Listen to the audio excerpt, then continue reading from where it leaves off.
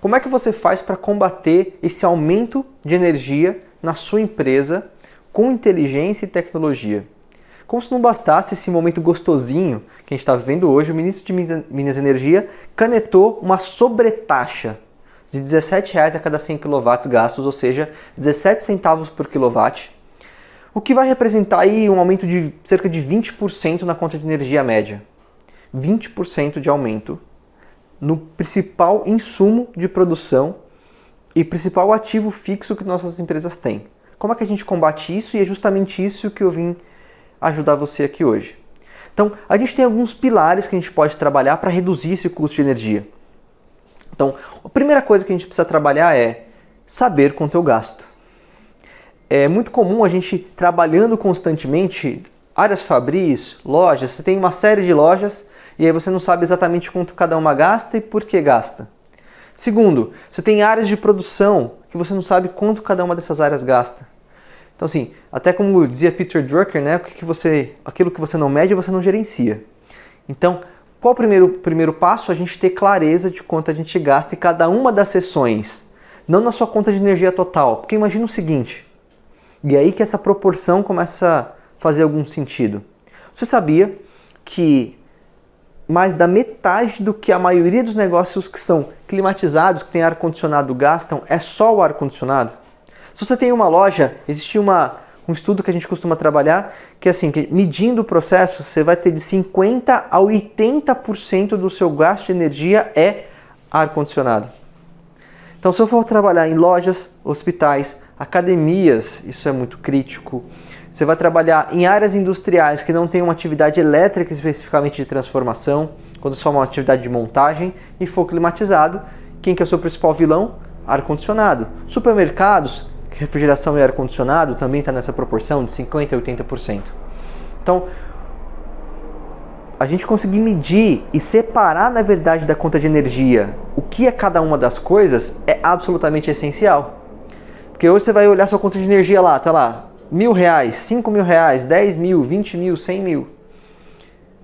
E você vai tomar alguma ação, qual que é a primeira ação normalmente que as pessoas pensam? Vamos apagar as luzes. Vamos trocar a lâmpada por uma lâmpada de LED mais eficiente. Sabe quanto isso representa na sua conta? Normalmente não mais que 5, 10%. Aí se vem computadores, outras cargas vão representar mais 10, 15, 20%. E aí a gente entra nos nossos 70, 75% em refrigeração e ar-condicionado. Então, segmentar na verdade o que é ar-condicionado do resto é o primeiro passo para a gente conseguir suplantar esse aumento. E aí vem o segundo ponto, que é como funciona o sistema de ar-condicionado e o que a gente pode trabalhar em cima dele. Então a gente tem 4 pilares que são importantes a gente pensar sobre o sistema de ar-condicionado para a gente conseguir identificar os pontos principais para a gente reduzir.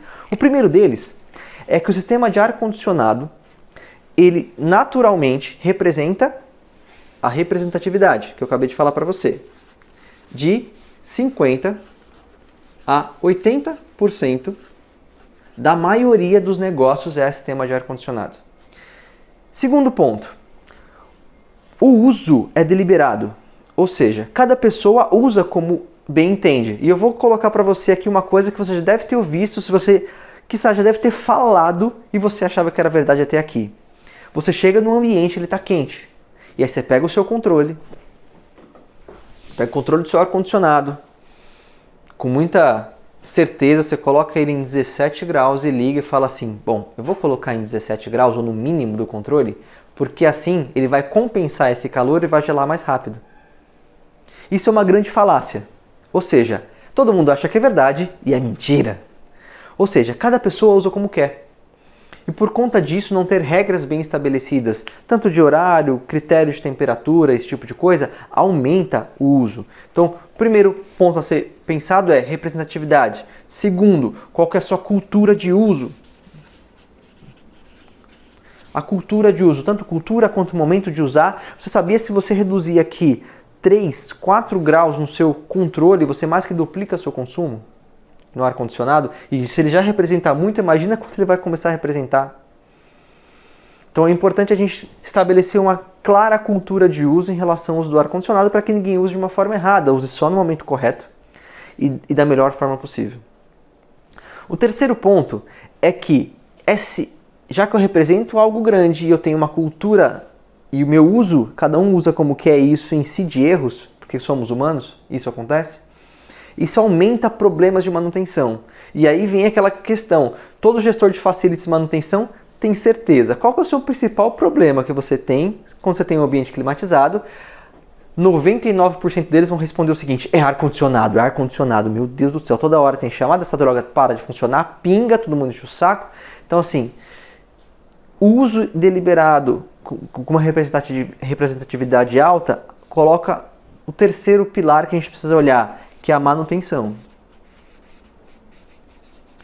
Porque o ar-condicionado, ele é um carinha que ele é como um carro. Ele é muito parecido com um carro mecanicamente. Então o que você precisa trabalhar em cima dele para ele conseguir ter um bom desempenho? Lembra seu carro? Se ele tiver com bico sujo, combustível ruim e esse tipo de coisa, ele começa a fazer o quê? Ficar mais fraco, você tem que forçar ele mais e ele gasta mais combustível. O que é o combustível do ar-condicionado? Eletricidade. Então a gente manter uma manutenção em dia adequada, desobstruído, bem regulado, esse tipo de coisa, com melhor desempenho, de acordo com o que ele foi projetado para ser, permite que você gaste menos energia. Já teve estudos que a gente já fez aqui, ó. Ar-condicionado sujo e mal regulado gasta até 40% mais do que um bem regulado e limpo. E o terceiro e último aspecto, que é o mais interessante em relação a tudo isso, é que sistemas de ar-condicionado têm folga.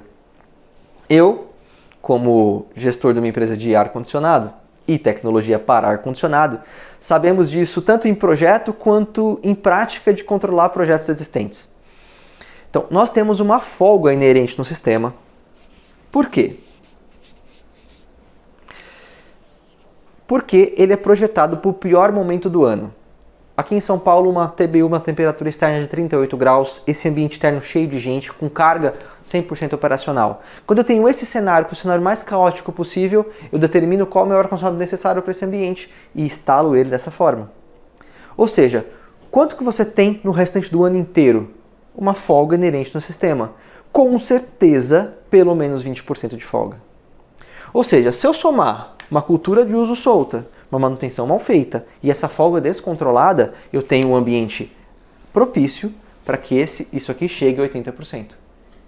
Agora, quando eu ajusto esse processo inteiro, eu caio para 50%. Ou seja, nós temos aqui 30% de potencial de redução. Então, querido, você quer saber o que você tem que fazer para economizar e segurar esses 20%, 30% de aumento que está ocorrendo agora para que a sua empresa continue sendo competitiva? Mexa com o ar-condicionado através desses pilares aqui. E qual que é a melhor forma de fazer isso? Usando tecnologia. Você quer saber um pouco mais sobre tecnologia a respeito disso? Me segue. Curte aí, me segue, me chama aqui no privado que eu posso falar um pouco mais e fazer um estudo para você especificamente para a gente entender como é que a gente aplica a tecnologia para controlar a cultura, manter uma manutenção em dia de forma inteligente, sem ser PMOC, técnico de manutenção toda hora preenchendo papel que ninguém usa, que você sabe que o processo é exatamente assim, e que a gente tem um sistema de inteligência artificial que controla essa folga para que essa representatividade caia e você tenha uma economia nesse processo. Tá certo? Imagino que você não esperava por isso. Então me segue, espero por você e vamos avançar.